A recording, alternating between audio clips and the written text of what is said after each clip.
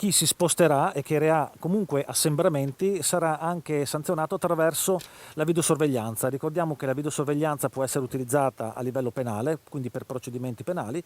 Utilizzeremo anche la videosorveglianza per riconoscere le persone che fanno assembramento. Caccia aperta a chi viola le regole anticontagio.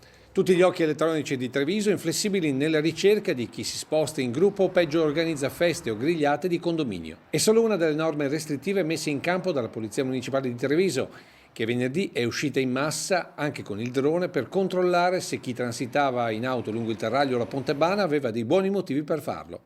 Tanti veicoli fermati in un paio d'ore, segno che c'è ancora troppa gente in giro in un momento dove i contagiati sono in costante crescita. Per questa mattina abbiamo terminato, sono state identificate 51 persone e di queste 51 persone 3 sono state denunciate in quanto stavano circolando senza un valido motivo. Non occorre fare i furbi, soprattutto perché intanto si mette in pericolo la propria salute, si mette in pericolo la salute degli altri e poi ci sono delle sanzioni pesanti, quindi bisogna stare a casa. Ricordiamo che è penale, quindi si finisce davanti al giudice. Esattamente, pur essendo un reato cosiddetto minore, comunque è sempre un reato, per cui si rischia anche la fedina penale, si va davanti al giudice e si paga una sanzione. E sicuramente finirà davanti al giudice l'uomo che ieri presso lo stadio Monigo è stato fermato da una volante mentre era in auto con altre 2 persone.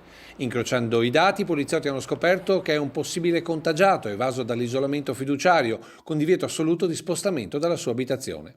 Stessa sorte, ma con più capi di imputazione, toccherà anche ad un padovano e un vicentino immortalati dalle fototrappole mentre abbandonavano rifiuti a Castelfranco. Per loro non solo le sanzioni riservate agli ecovandeli, ma anche quelle per il mancato rispetto delle norme anticontagio. Insomma, agenti e tecnologie per obbligare chi proprio non vuol capire a rispettare la salute propria e degli altri. Poi c'è chi le regole le rispetta, come questo ciclista fermato lungo il Terraglio. Sono andato a Melpane, c'avevo casa e da là non mi muovo più. Ma visto che ha fatto i controlli, non si scherza mica. E l'ha fatto bene. Ma mi sono d'accordo. Ci vediamo.